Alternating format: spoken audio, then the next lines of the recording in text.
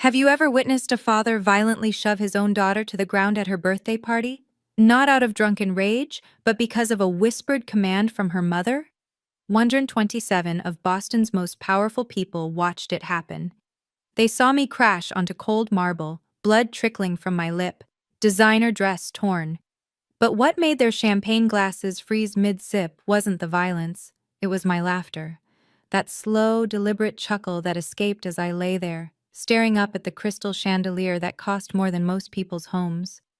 Because in that moment, as my adoptive parents stood over me with triumph in their eyes, they had no idea they'd just triggered the complete destruction of their 3.2 billion empire. Hello, I'm Elise Harrington, 29 years old, and this is the story of how 4 years of meticulous planning turned my own birthday party into the most explosive courtroom Boston never saw coming.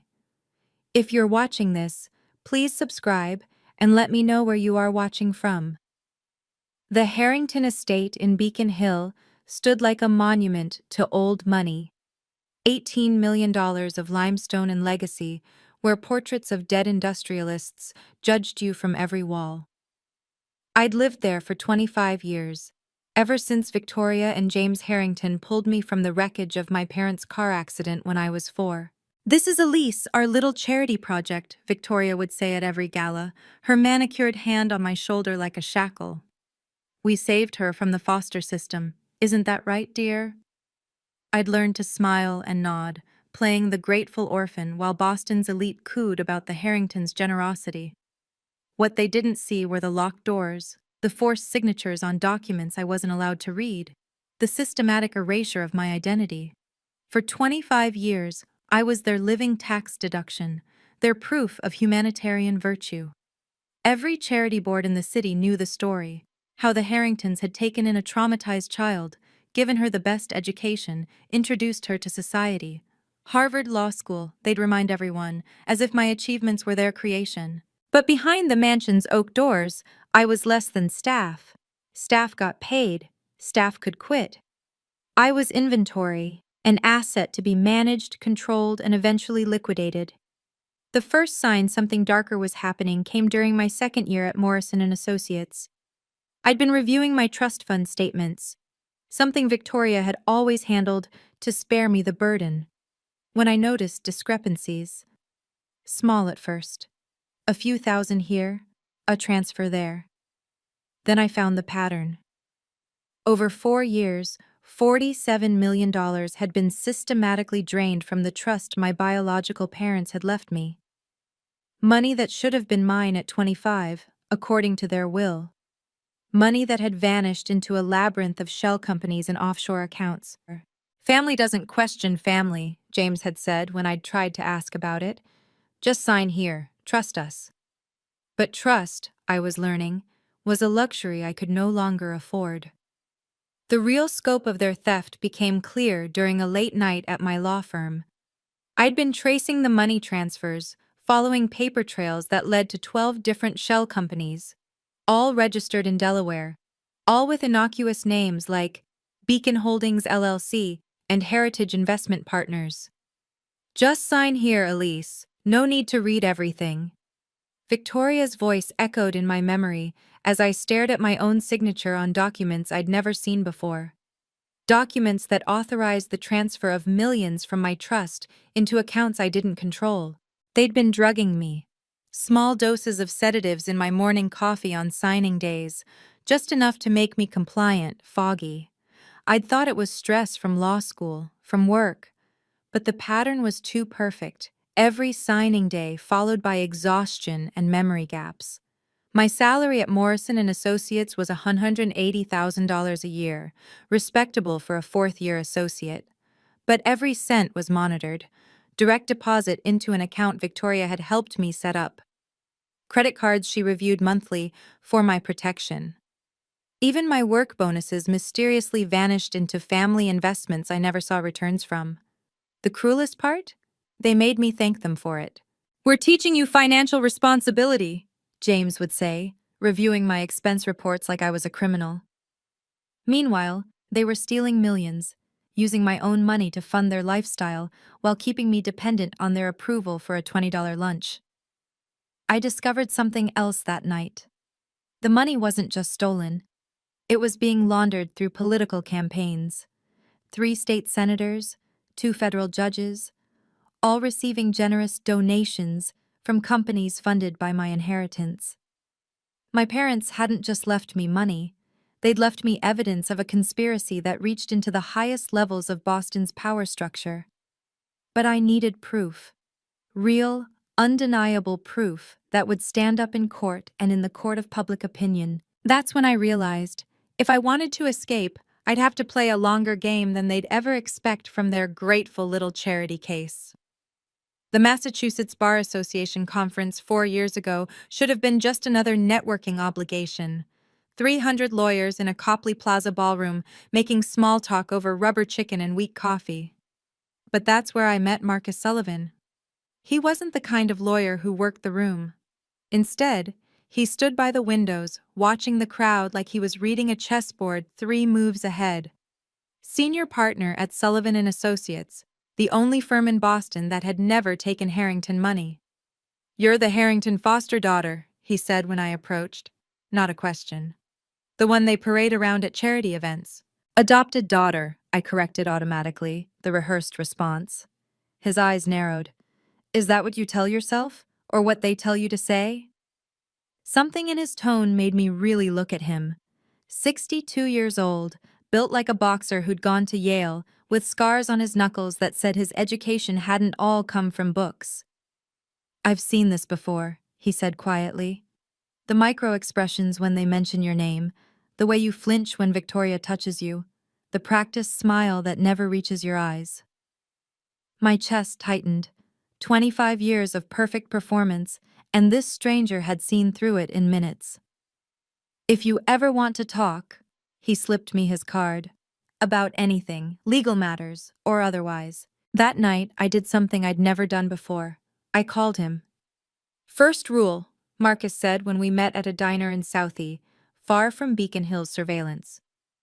"If you want to escape them, you need evidence, not suspicions, not feelings. Evidence that would hold up in federal court." He taught me about RICO statutes, about financial forensics, about the difference between civil and criminal liability. But most importantly, he gave me something I'd never had. An ally who saw the Harringtons for what they really were. "They're going to escalate when they sense you pulling away," he warned. "People like them always do. So when they do, and they will, you need to be ready to document everything." That's when he gave me the first recording device. Tiny, magnetic, designed to look like a button. Every conversation, every threat, every forced signature. "You're building a case, Elise. And when you're ready, we're going to burn their whole kingdom down." For the first time in my life, I had hope. And a plan. The full scope of what I stood to lose became crystal clear 6 months into building my case. Marcus had connected me with a forensic accountant who worked off the books, tracing money flows through encrypted channels the Harringtons thought were invisible. $47 million, she said, sliding a folder across the table at our meeting in a Chinatown restaurant, withdrawn over 4 years through 163 separate transactions, small enough to avoid federal reporting requirements, frequent enough to drain you dry. But it wasn't just theft. The money had been washed through a network that made my stomach turn. 3 state senators, Morrison, Blackwood, and Reeves, had received $2.3 million each through consulting fees from companies that existed only on paper, companies funded entirely by my inheritance. "There's more," the accountant continued. "The federal judges, Harper and Steinberg, they've been getting quarterly payments through a real estate investment trust. Your money bought their vacation homes in the vineyard." The implications were staggering. This wasn't just about my trust fund, it was about purchased influence at every level of Massachusetts government. My parents' money, meant to secure my future, had instead built a corruption network that controlled courts, legislation, and law enforcement. But here was the kicker. Federal RICO statutes had a 5-year limit. In 72 hours, the first transactions would age out of prosecution range. Every day I waited, another piece of evidence became legally worthless.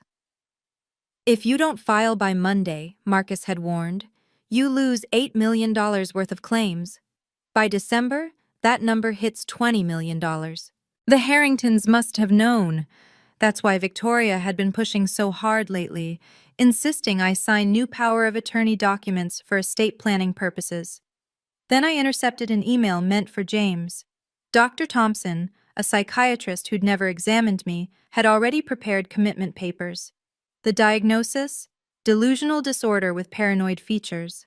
The recommendation? Immediate involuntary commitment for my own safety.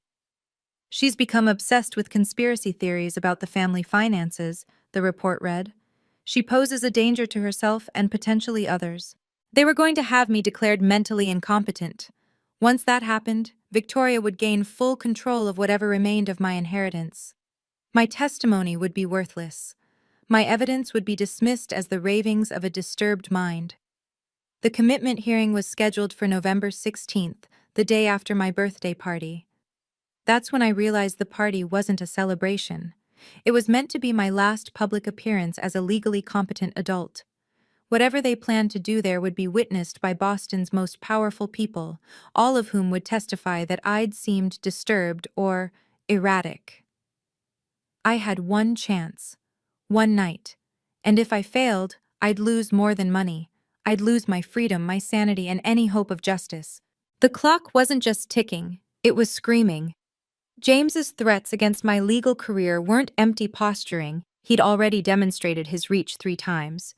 Sarah Chen, a paralegal who'd helped me photocopying documents after hours, was fired within 48 hours for performance issues despite glowing reviews. Michael Torres, a junior associate who'd asked too many questions about the Harrington accounts, found himself suddenly transferred to the firm's satellite office in Worcester. Jennifer Park, who'd offered to testify about witnessing Victoria forge my signature, received a call from the state bar about anonymous complaints regarding her professional conduct. One phone call, James had said over dinner last week, cutting his steak with surgical precision. That's all it takes. Every managing partner in Boston owes me favors. Every judge golfs at my club. You think that Harvard law degree means something? I can make it worth less than the paper it's printed on. He wasn't bluffing.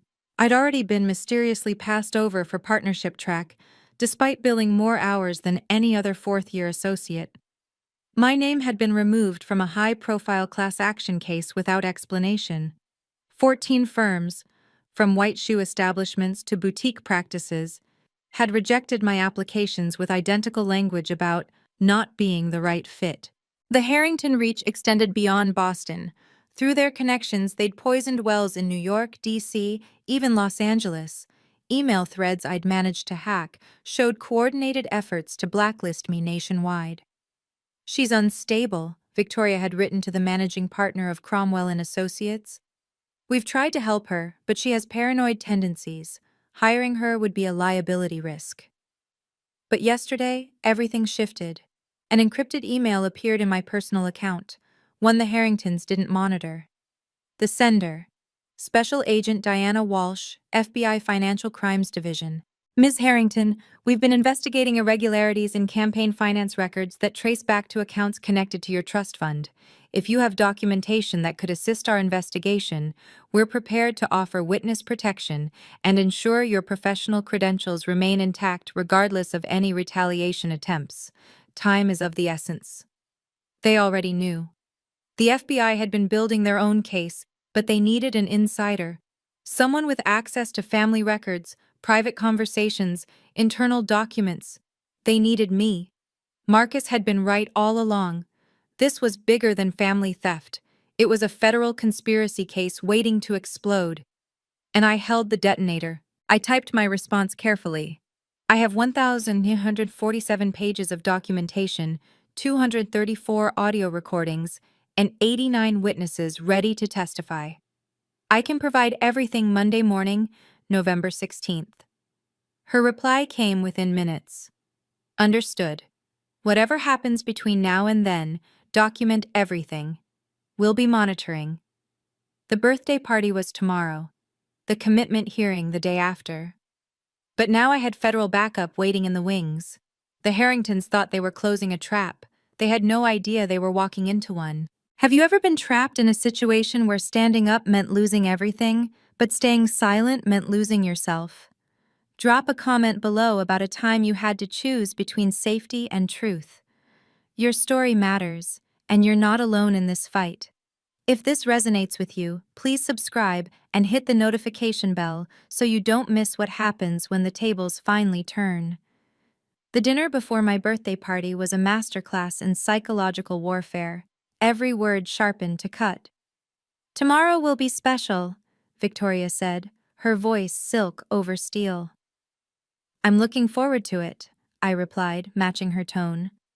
Everyone important will be there. James didn't look up from his phone. 127 people to be exact, Victoria corrected, her smile sharp as winter. That's very specific. I kept my voice neutral. I like precision, don't you, dear? I'm learning to appreciate it. Good, learning is important. She paused. While you still can. The threat hung between us like a blade. The Blackwoods confirmed, James interjected. The senators, too. How wonderful! My fingers found the recording device in my pocket. They're eager to see you. Victoria's eyes glittered. To see how you've developed. I'm sure I won't disappoint. No, she said slowly. I don't think you will. The photographer will be there at 8, James added. To capture memories? I asked. To capture truth, Victoria replied. We ate in silence for 30 seconds. 30 seconds that felt like hours. Your dress arrived, she finally said. The blue one. From 5 years ago? Waste not, want not. Besides, her smile turned cruel. It's fitting. How so? You'll understand tomorrow. Will I? Oh, yes. Clarity is coming, Elise. For everyone? Her fork paused midway to her mouth. What does that mean? Nothing. Just agreeing with you. You've been doing a lot of that lately. James's voice carried suspicion. I've learned my place. Have you? Victoria leaned forward. And where is that? Wherever you decide it should be. Good girl. The condescension dripped. That's the first smart thing you've said in months. I aim to please. Tomorrow you'll do more than please. She stood. You'll perform. Perform? One last time for the family. After tomorrow, everything changes, James added, pushing back his chair. Yes, I said quietly. Everything. Victoria froze at the doorway. What was that? I said yes. I understand. She studied me for a long moment. Dr. Thompson will be there. The psychiatrist? Just a friend. But good to have professional opinions close by. Her smile was pure predator, in case anyone seems disturbed. Of course, safety first. Remember that tomorrow, Elise, safety first. They left me alone with the wreckage of dinner and the weight of what was coming. Alone in my room, I opened my laptop to the encrypted folder Marcus had taught me to hide.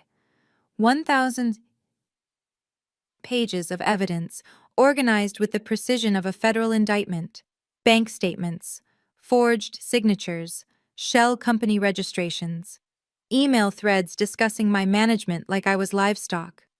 The 234 audio files were backed up across 7 cloud services, each with different trigger conditions. If my phone detected sudden impact, like being shoved to the ground, everything would auto-upload to pre-selected recipients: FBI, SEC, IRS, the Boston Globe, Wall Street Journal, even WikiLeaks, because why not? Marcus called it a dead man's switch, though he'd winced at the term. If they get physical, he'd said, the accelerometer in your phone triggers the upload. 10 seconds later, everything goes live. They touch you, they destroy themselves. I'd tested it 12 times, dropped my phone from different heights, different angles. Each time, the system worked flawlessly. A small notification would appear. Emergency protocols activated, files transmitted. But the real beauty was in the timing. The emails were scheduled for 8:47 p.m. tomorrow, exactly when Victoria planned to make her grand speech about family and charity. Each recipient would get different pieces of the puzzle, ensuring the story couldn't be buried or spun. The Wall Street Journal would receive the financial crimes. The FBI would get the money laundering evidence. The IRS would see 2 decades of tax fraud. Local news would get the juiciest family drama. Social media influencers with millions of followers would receive video clips perfectly sized for viral sharing. I pulled up the metadata from the security cameras I'd had installed in the main hall 2 weeks ago, disguised as routine maintenance. 3 angles, all streaming to off-site servers. Whatever happened tomorrow would be captured in 4K resolution with timestamp authentication that would hold up in court. My phone buzzed. A text from Rebecca Martinez at the Journal. Story ready to run on your signal. Front page, above the fold. Everything was in place. 4 years of planning condensed into one moment of calculated risk. Tomorrow, they would try to destroy me in front of everyone who mattered. Tomorrow, I would let them try. The pattern had been there all along, hidden in 20 years of family videos I'd digitized last month. 6 incidents, same trigger, same result. Christmas 2018, Victoria whispered, "Remember your duty, James," when her sister questioned their parenting. James threw a crystal glass against the wall. Thanksgiving 2019, the phrase again when a reporter asked about irregularities in the charity finances. James grabbed the man's collar, had to be pulled away. The graduation party, the merger celebration, 2 board meetings, each time Victoria deployed those 4 words like launching a missile. And James, reliable as clockwork, would explode into violence. It was conditioning, Pavlovian, 20 years of psychological manipulation that turned a grown man into a weapon, activated by his wife's whisper. I'd found Victoria's journals in the attic, dated back to when they first adopted me. James requires careful management, she'd written. His temper is useful but needs direction. The phrase works best when he's already agitated. Public settings increase compliance. His fear of judgment makes him more susceptible to suggestion. She'd been training him like an attack dog, using his insecurities about his working-class background, his fear of losing status, his desperate need for her approval. The violence was never random. It was Victoria's violence, executed by James's hands. But tomorrow would be different.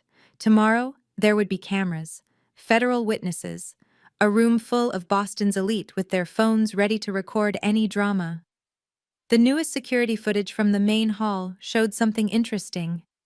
The camera angles I'd requested captured not just the center of the room, but the corners where Victoria typically stood during speeches. The audio pickup was studio quality, able to capture whispers from 30 feet away. If she whispered to James tomorrow, when she whispered to James tomorrow, it would be recorded. The trigger phrase, the command, the resulting violence, all documented with timestamp verification that would prove premeditation. I pulled up the criminal code on my laptop. Assault with conspiracy. Aggravated assault in front of witnesses. If James touched me after Victoria's command, it wouldn't just be family drama. It would be evidence of systematic abuse, captured in perfect clarity, automatically distributed to law enforcement before anyone could delete or deny. 20 years of conditioning had made James a loaded gun. Tomorrow, Victoria would pull the trigger, and the recoil would destroy them both. My phone lit up with an encrypted message from Rebecca Martinez. Boston Society pages are buzzing about tomorrow. My editor cleared the entire front section. Whatever happens, we're ready.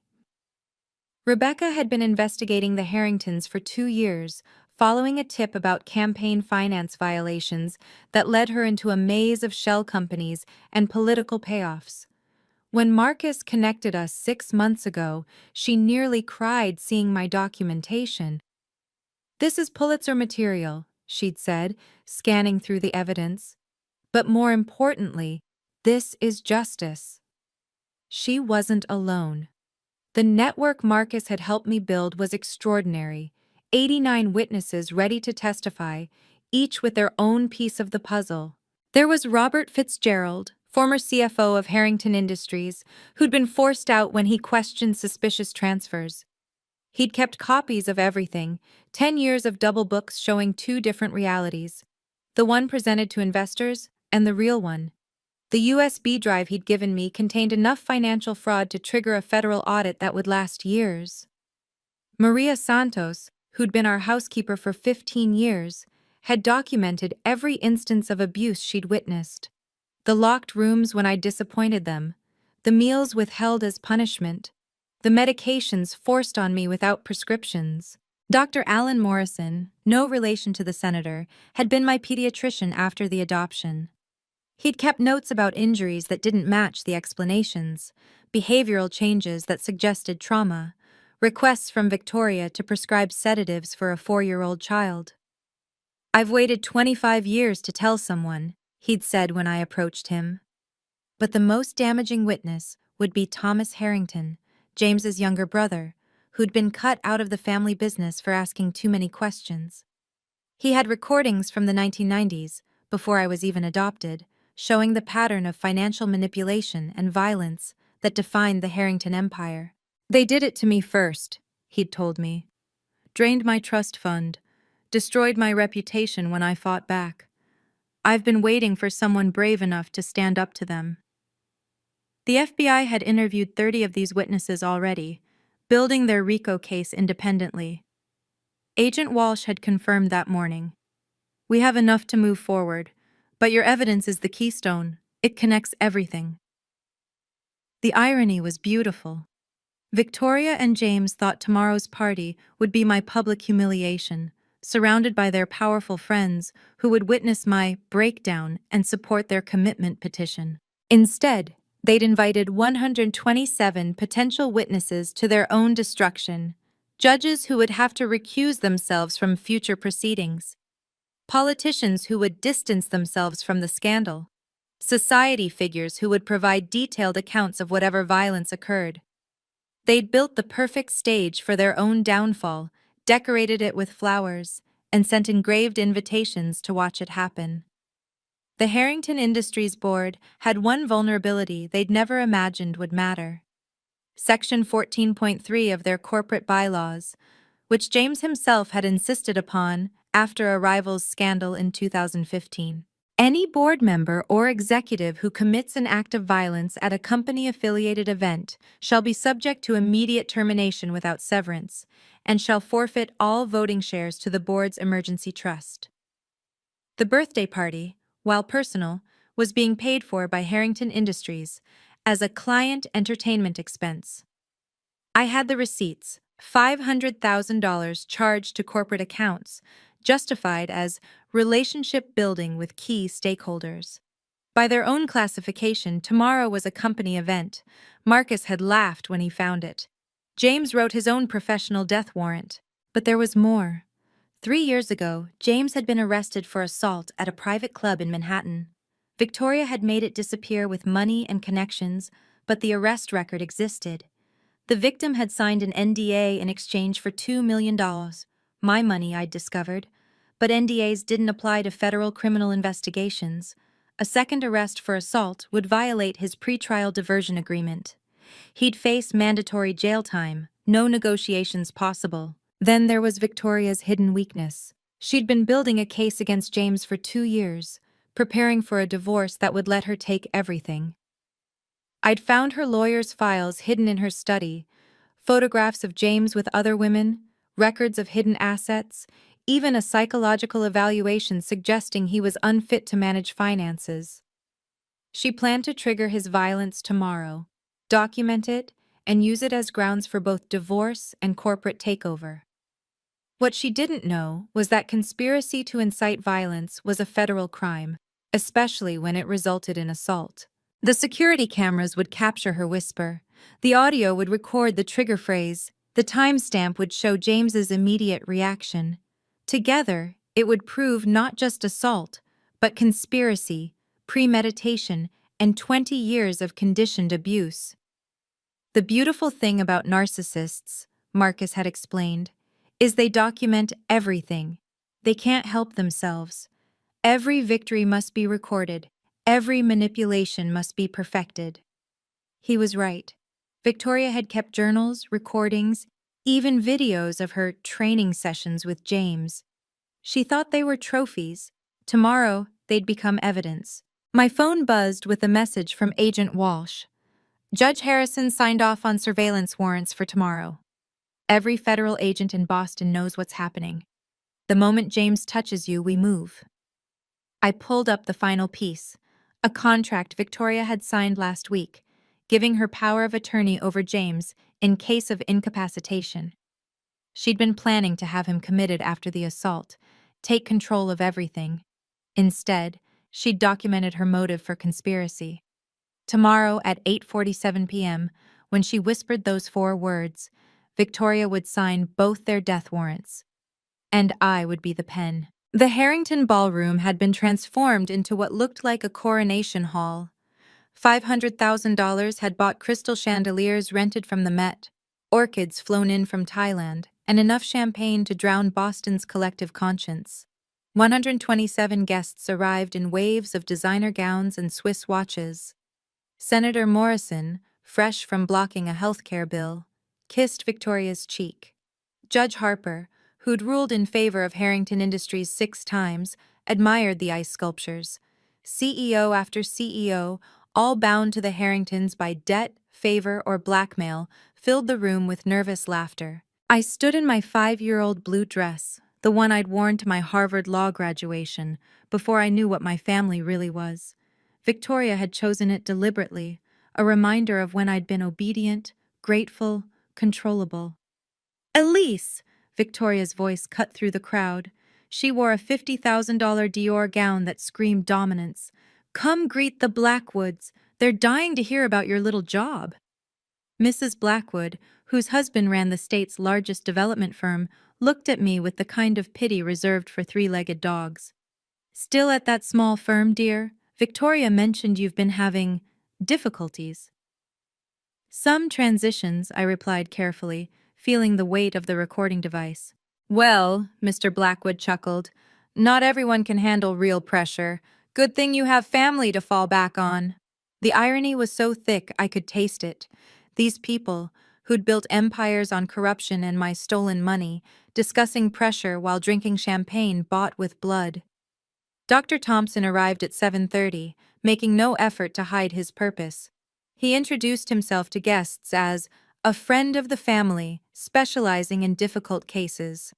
The commitment papers were probably in his briefcase, waiting for Victoria's signal. Elise looks tired, he said loudly to Judge Harper. The stress of maintaining false narratives can be exhausting. Indeed, the judge replied, eyes avoiding mine. Young people today face unique challenges. They were laying groundwork, creating witnesses to my supposed instability. Every conversation felt like testimony being prepared. At 8:15, Victoria clinked her glass. The room fell silent. Before we toast Elise's birthday, she began, her voice carrying perfectly. I want to share something about family, about charity, about the burdens we choose to carry. James stood beside her, his jaw tight, hands clenched. He'd been drinking since 7, unusual for him. Victoria had been pouring his drinks herself, each one stronger than the last. The cameras were rolling, the phones were recording, the stage was set. 25 years ago, Victoria continued, her voice dripping with false warmth, James and I made a decision that changed our lives. We took in a broken, traumatized child who had nothing. The crowd murmured appreciatively. I saw phones lifting, recording what they thought would be a heartwarming speech. Elise came to us damaged. Victoria emphasized the word like driving a nail. 4 years old, covered in her parents' blood, unable to speak for months. The doctors said she might never recover. This was new.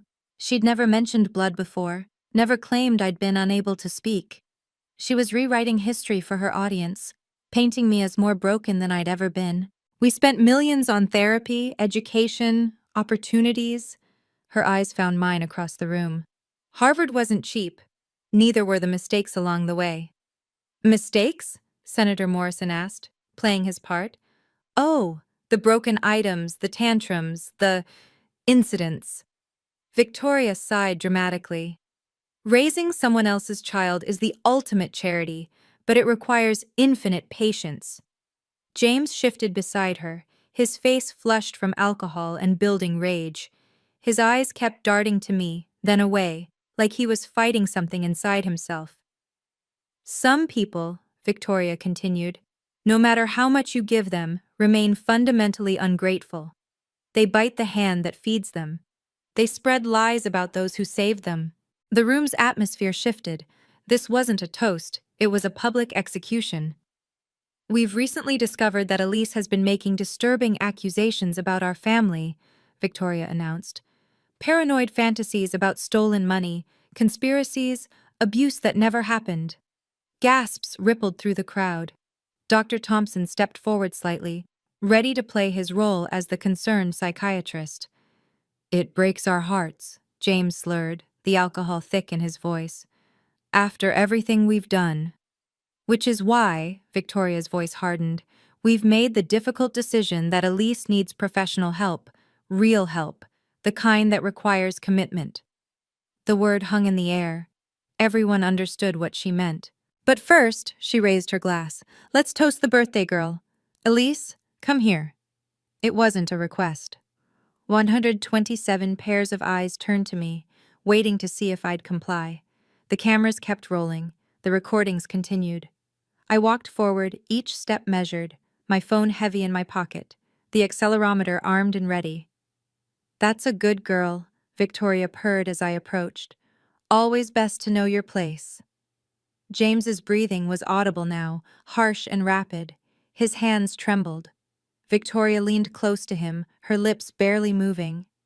I saw her mouth form the words. This is it, the moment everything changes. What do you think happens when a narcissist's perfect plan backfires in front of everyone they're trying to impress? Drop your prediction in the comments below. If you're holding your breath right now, imagine how I felt standing there. Like this video if you're ready to see justice served, and share it with someone who needs to know that truth always finds a way. Remember your duty, James. The words were barely a whisper, but the microphones I'd planted caught them perfectly. Victoria's lips brushed his ear, her hand squeezing his arm in the exact pressure point she'd trained him to respond to. The change in James was instant. His pupils dilated, his breathing stopped for a second, then resumed in sharp bursts. 20 years of conditioning took over, bypassing conscious thought. His hand came up fast, catching me in the chest with enough force to send me backwards. My heel caught on the marble floor's edge. Time slowed as I fell, the chandelier lights spinning overhead like dying stars. I hit the cold marble hard. Pain shot through my shoulder, my hip, my head. Blood filled my mouth where I'd bitten my lip. My dress tore along the seam, the sound sharp as breaking glass. The room exploded in gasps, screams, the crash of dropped champagne flutes. 127 of Boston's most powerful people had just witnessed assault, but I didn't get up. I lay there for 5 long seconds, feeling my phone vibrate against my ribs. The accelerometer had triggered. 1,847 pages of evidence were uploading. 234 audio files were being distributed. 89 witnesses were being notified. Then, lying on that cold floor with blood on my lips and my adoptive parents standing over me like conquering heroes, I did something they'd never expected. I laughed. It started low, a chuckle that seemed to come from somewhere deeper than my chest. Then it grew, became something rich and dark and absolutely certain. Ha, ha, ha! Each sound deliberate, measured. Finally, you finally did it. Victoria's face went white. James stumbled backward, the fog of conditioning clearing as he realized what he'd done. What? Victoria started. Check your phones, I said, still lying there, blood dripping onto white marble. All of you, check them now. The notifications were already starting, pings and buzzes filling the room as every guest received something, a news alert, a social media tag, an email marked urgent. What did you do? Victoria's voice cracked. I smiled up at her, this woman who'd stolen my childhood, my money, my identity. This woman who'd trained her husband like an attack dog and set him loose on a room full of witnesses. I didn't do anything, I said, finally sitting up, my phone still recording everything. You did, and everyone just watched. The first scream came from Senator Morrison's wife, staring at her phone in horror. The dominoes had started falling. I stood slowly, deliberately, brushing marble dust from my torn dress. Blood still trickled from my lip, and I let it. Every camera in the room was on me now. Phones, security feeds, and the news crew that Rebecca Martinez had snuck in as event photographers. Thank you, James, I said, my voice carrying across the silent ballroom. You just gave me exactly what I needed. My phone buzzed again. I pulled it out, showing the screen to the room. Emergency protocols activated. Files transmitted to 47 recipients. You're insane, Victoria hissed. Dr. Thompson, she's having an episode. No, I interrupted. But you might want to check your email, doctor. The Massachusetts Medical Board just received an interesting package about pre-signed commitment papers for a patient you've never examined. Thompson's phone chimed. His face went gray as he read. 15 news organizations just received 1,847 pages of documentation, I announced, walking toward the projection screen Victoria had used for her speech. Financial records, forged signatures, shell companies, money laundering through campaign donations. I connected my phone to the screen. The first document appeared. A bank transfer authorization with my forged signature, dated when I was 12 years old. That's fabricated, James stammered. Is it? I swiped to the next image. This is from Harrington Industries' internal audit. Your own CFO documented it before you fired him. Robert, would you like to comment? Robert Fitzgerald stepped out from behind a pillar where he'd been waiting. Every word she's saying is true. I have 10 years of records proving systematic theft. The room erupted. Senator Morrison was already heading for the door, but found FBI agents blocking his path. Oh, did I mention? I continued, my voice steady despite the pain. The FBI has been watching this party. Agent Walsh, I believe you have something to say? Diana Walsh entered with 6 other agents, her badge gleaming. James Harrington, you're under arrest for assault. Victoria Harrington, you're under arrest for conspiracy to commit assault, wire fraud, and violations of the RICO Act. This is ridiculous, Victoria shrieked. We're her parents. We saved her. No, I said, swiping to the next document, the real police report from my parents' accident. You killed them. This is the toxicology report showing my father was drugged before the crash. The same sedatives you've been giving me for 20 years, the prescription in your name, Victoria. The silence was absolute. Every transaction, every forged document, every crime, it's all being published as we speak. I looked at the crowd of complicit elite, including the names of everyone who benefited. Phones began ringing frantically, lawyers being called, PR teams being awakened. The empire was crumbling, and everyone could hear it fall. The projection screen lit up with a web of financial transactions that looked like a spider's web made of numbers. Each strand led back to my trust fund, and each connection had a name attached. $47 million, I announced, zooming in on the total. Stolen over 4 years through 163 separate transactions. But that's not the interesting part. I clicked to the next slide. Beacon Holdings LLC, that's you, Senator Morrison. $2.3 million for consulting services that never existed. Morrison's wife was pulling at his arm, trying to leave, but the FBI agents weren't moving. Heritage Investment Partners, Judge Harper, that's your vacation home in Martha's Vineyard, bought with my inheritance. The same money you used to rule in Harrington Industries' favor 6 times. Harper dropped his champagne glass. It shattered on the marble, the sound like a gunshot in the silence. Should I continue? I asked, swiping through more documents. There are 12 shell companies, 3 senators, 2 federal judges, 1 governor's chief of staff, all funded by a murdered couple's orphaned daughter. Victoria lunged toward me, but Agent Walsh caught her arm. I wouldn't do that, Mrs. Harrington. These are lies, Victoria screamed. Photoshopped, fabricated. Actually, Rebecca Martinez stepped forward, her press badge now visible. The Wall Street Journal has been independently verifying these documents for 6 months. Our forensic accountants confirmed every transaction. The story goes live in, she checked her phone, 3 minutes. I switched to the next slide, screenshots of Victoria's emails. Let's talk about the murders, Victoria. These are your emails to Dr. Marcus Steinfeld discussing the problem of my parents' life insurance policy. The one that named their daughter sole beneficiary. The policy you couldn't touch unless they died and you became my guardian. The room was chaos now. Some guests were crying. Others were on phones with lawyers. Senator Blackwood's wife had fainted. But here's my favorite, I said, pulling up the final document.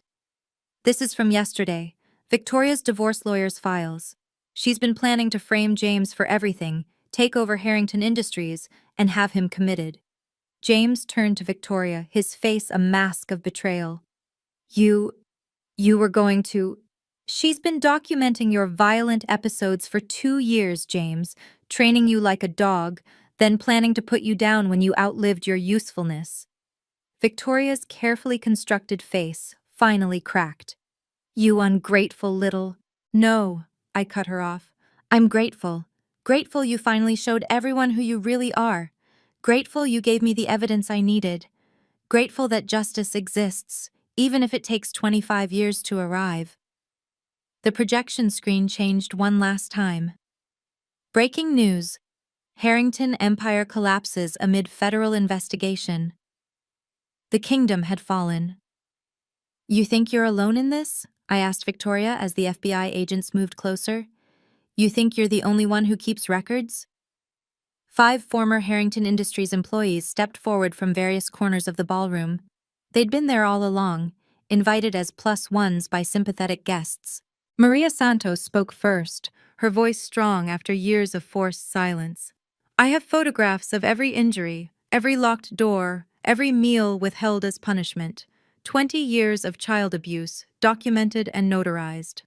I have the original trust documents, Thomas Harrington announced, James's brother emerging from behind a group of stunned guests.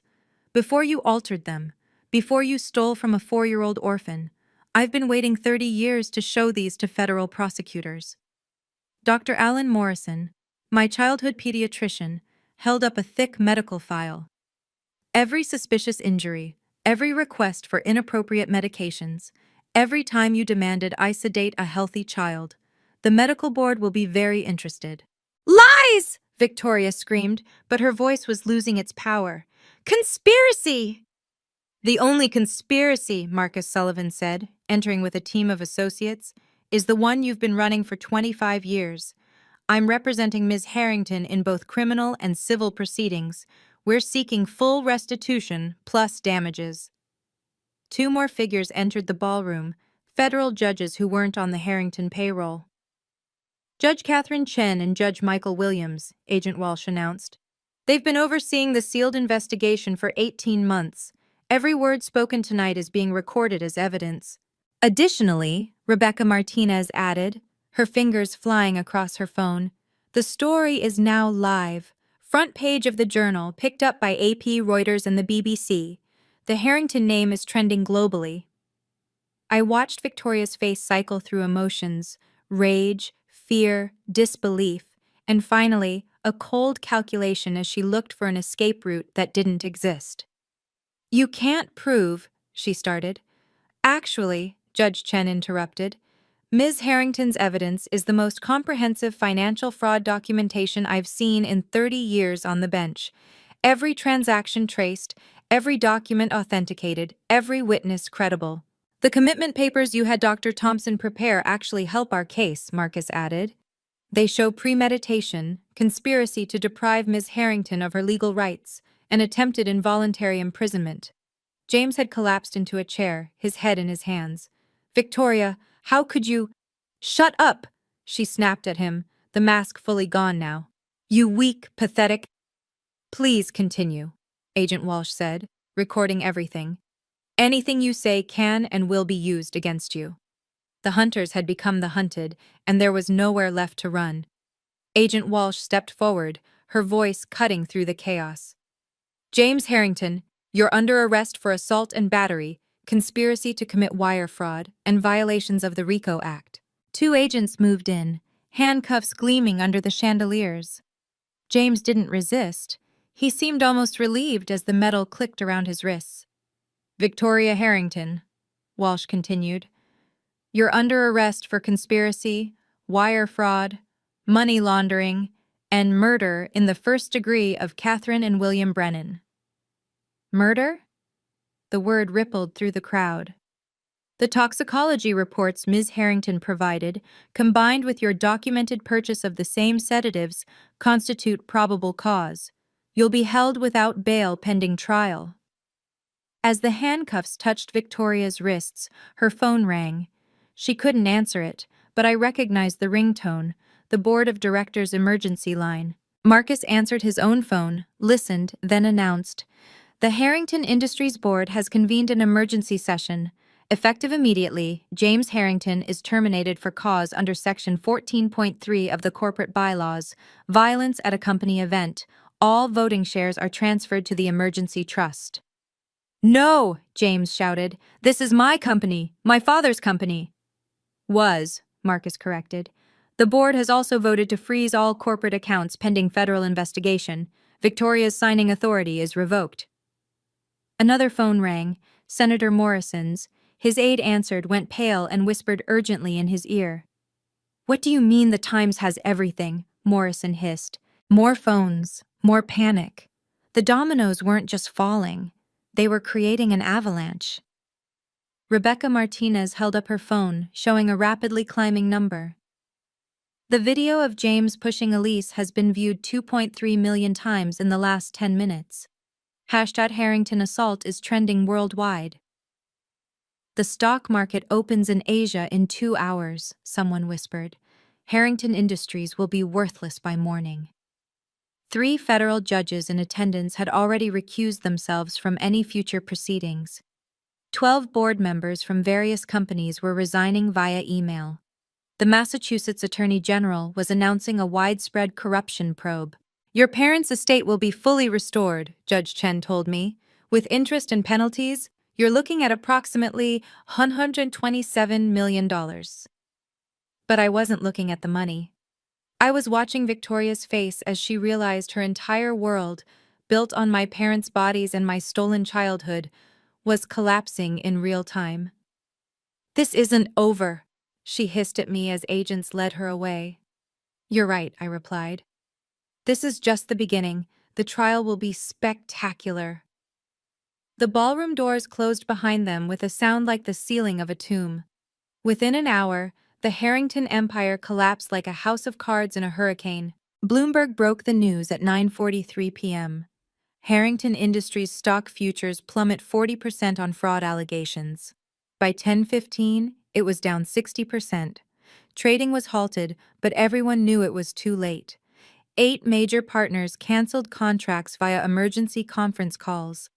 Westfield Development pulled their $200 million project. Boston General Hospital ended their pharmaceutical partnership. Even the country club, the one James's grandfather had founded, revoked the family membership. Victoria's phone, now in FBI custody, received 47 emails in 30 minutes.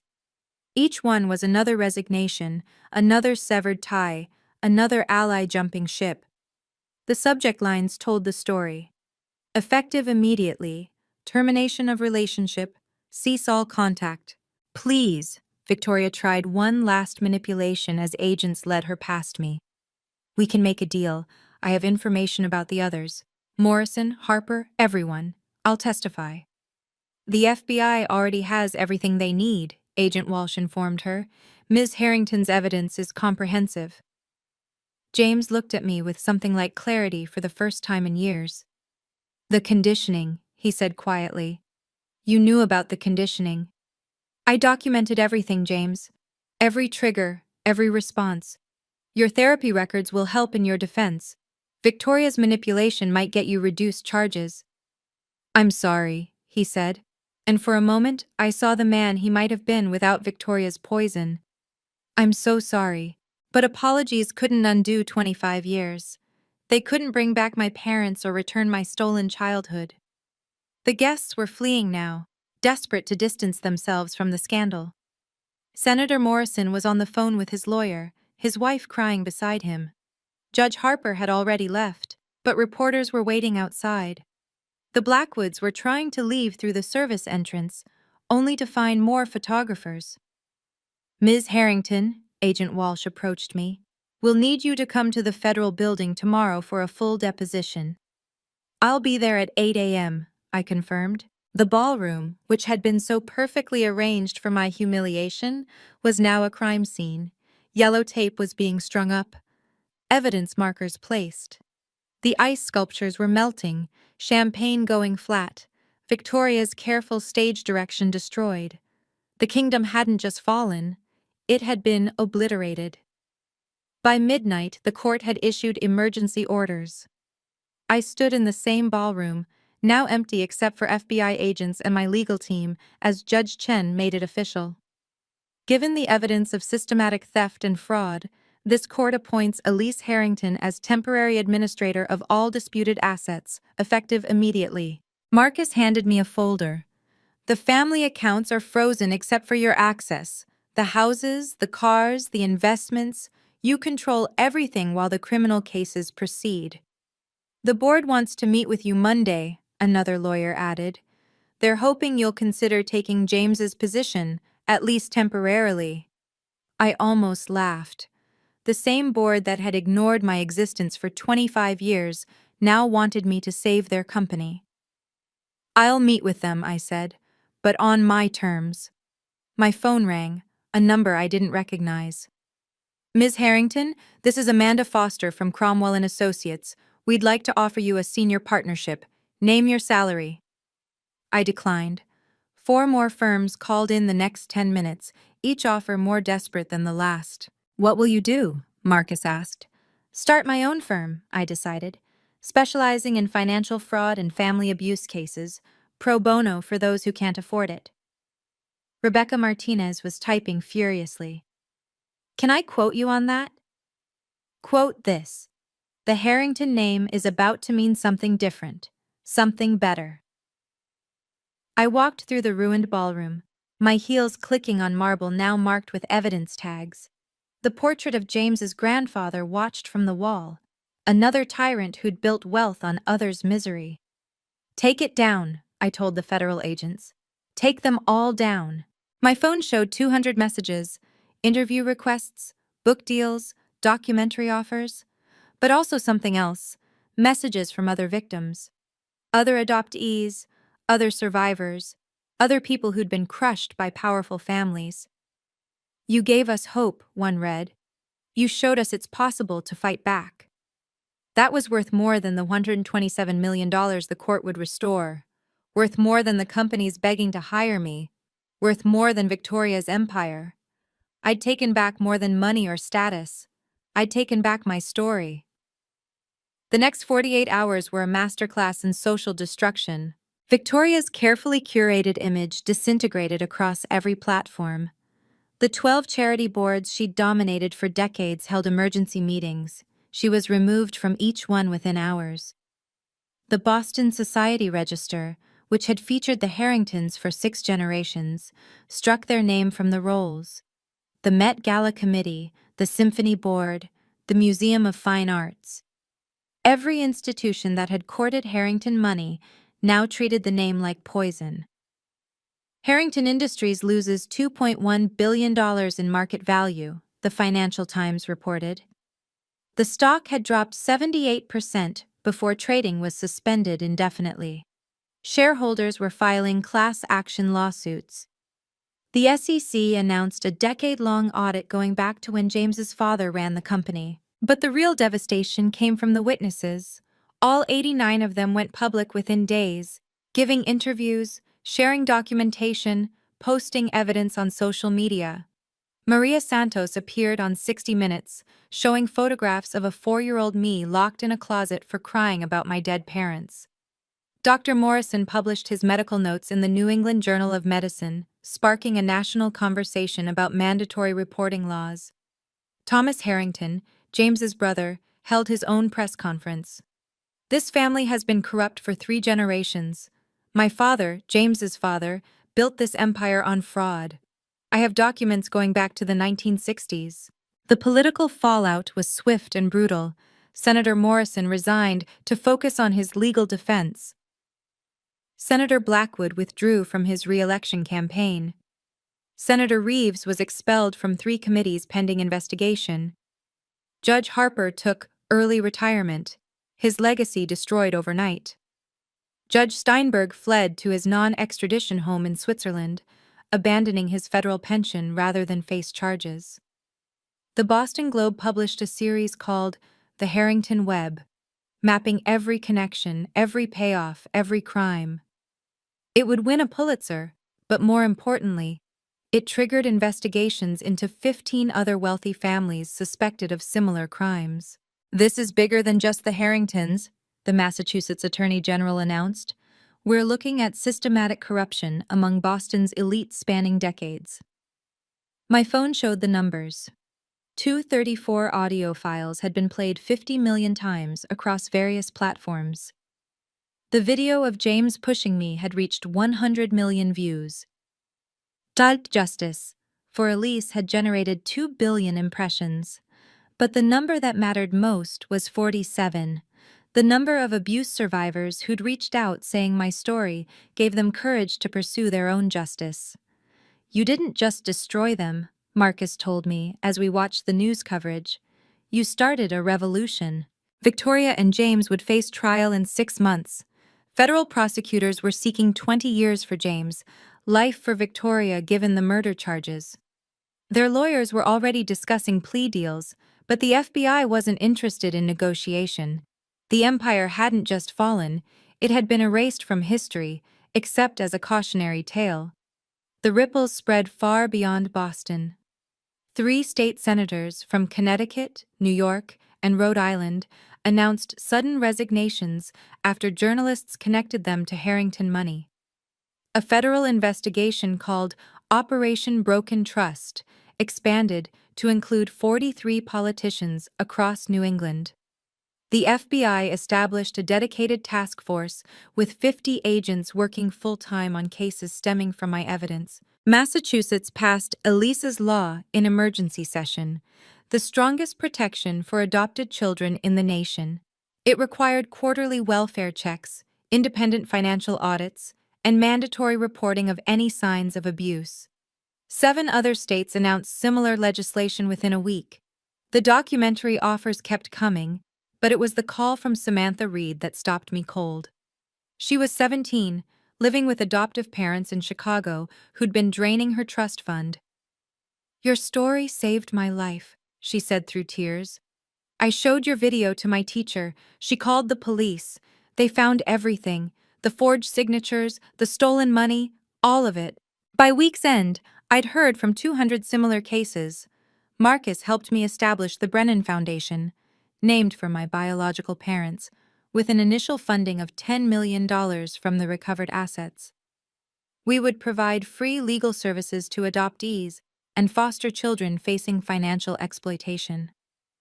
Harrington Industries, meanwhile, was being dissected and sold piece by piece. The board begged me to take over, to save what could be saved. I agreed to one meeting. "You want me to save a company built on blood money?" I asked the 12 board members who'd enabled James for years. "The same company that funded my abuse?" "The employees," the interim CEO pleaded. 3,000 people who had nothing to do with this. That was the leverage they thought they had, but I'd already thought of that. "I'll buy the company," I announced, "for $1. In exchange, I'll guarantee all employee pensions and jobs for 2 years while we restructure." But the Harrington name dies today. The company will be rebuilt as Brennan Industries, and 50% of profits will go to victims of financial abuse. They had no choice. The company was worthless without my intervention, and they knew it. The sale was finalized in 72 hours. The first act of Brennan Industries was to establish a $100 million victim compensation fund. The second was to fire every executive who'd been complicit in the Harringtons' crimes. From the ashes, Rebecca Martinez wrote in her follow-up story, Elise Harrington has built something unprecedented, justice that pays dividends. But the real change was in the hundreds of messages flooding in daily. Survivors finding courage, lawyers offering pro bono help, journalists investigating similar cases. One message stood out from a federal prosecutor. You've given us a template to take down corrupt dynasties nationwide.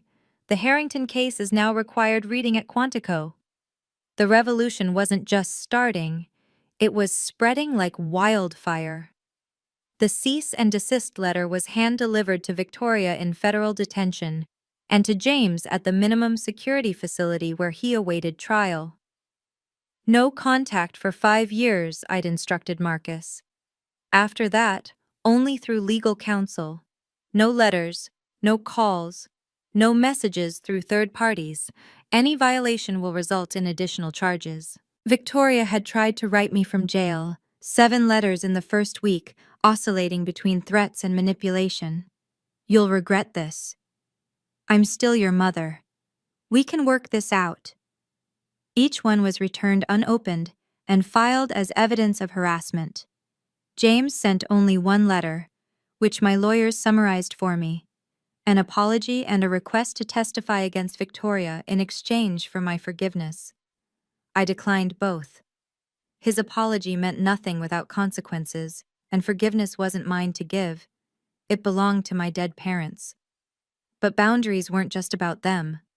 I had to rebuild my entire life outside their shadow. I moved from the Beacon Hill mansion to a $3.5 million penthouse downtown, paid for with my own money, chosen for its floor-to-ceiling windows that let in light the Harrington house had always blocked. The old mansion was being converted into a shelter for abuse survivors, every dark room transformed into something healing. You could have kept it, Marcus said during the renovation planning. Some places are too poisoned to save, I replied. Better to let them become something else entirely. The Brennan Foundation's headquarters occupied the top floor of my new building. Glass walls, open spaces, nothing hidden. We established strict protocols, financial transparency reports published quarterly, independent audits, survivor-led board of directors. Everything the Harringtons had hidden, we made visible. I hired Maria Santos as the Foundation's head of survivor services. She knew better than anyone what to look for, what questions to ask. Dr. Morrison joined our medical advisory board. Thomas Harrington, James's brother, donated his entire inheritance to the cause. Boundaries aren't walls, I told the Boston Globe in my first major interview. They're definitions. This is who I am. This is what I'll accept. This is what I won't. The interview went viral, particularly one quote. For 25 years, I was told that family means accepting abuse. But real family, chosen or biological, means respect. It means safety. It means love without conditions or manipulation.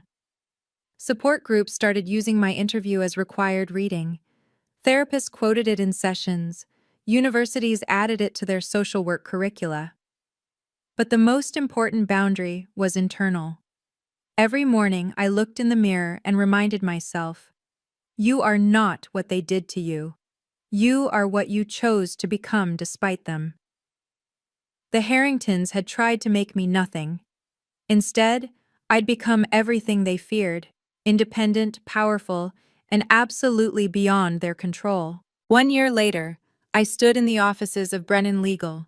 My firm had generated $10 million in revenue, while taking 60% of cases pro bono.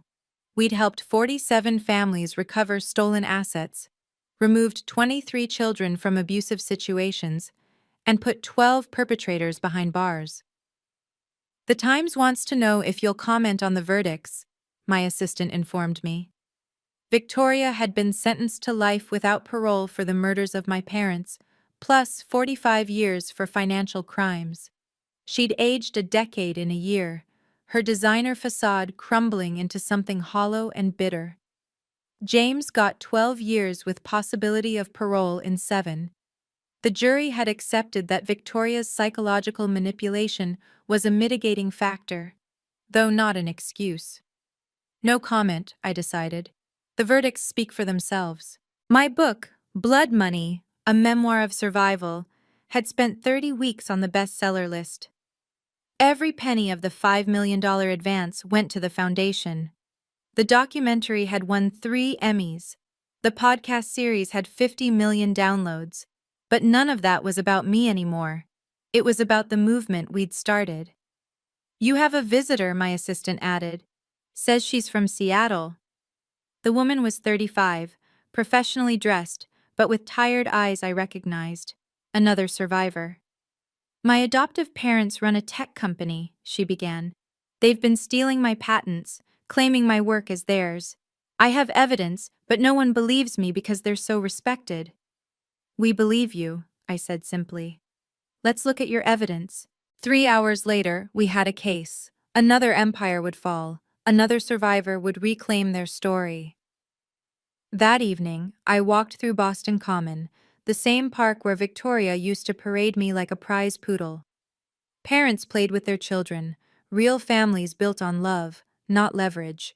A teenage girl recognized me, whispered to her mother, then approached nervously. "Ms. Harrington? I mean, Ms. Brennan? I'm adopted too, and my parents are amazing, but I wanted to thank you. You made it safer for all of us." That was the real victory. Not the money recovered or the criminals jailed, but the systemic change. Adoption agencies had implemented new safeguards.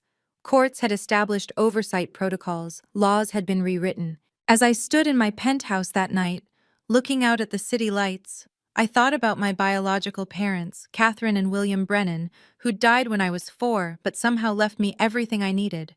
Not just money, but evidence of their love, proof that I'd been wanted, chosen, cherished. The Harringtons had tried to erase them, to make me forget I'd ever been loved properly. They'd failed. Sometimes you have to fall all the way to the ground to realize you were always meant to fly. Sometimes you have to lose everything to discover what's really yours. Sometimes you have to laugh in the face of evil to remember that you're good. My story ends here, but yours might be just beginning. If you're trapped in a toxic situation, remember, evidence is power, boundaries are your right, and truth always finds a way. Subscribe to hear more stories of survival and triumph. Comment strength if this story resonated with you, and share it with someone who needs to know they're not alone. Thank you for witnessing my journey. Now go write your own.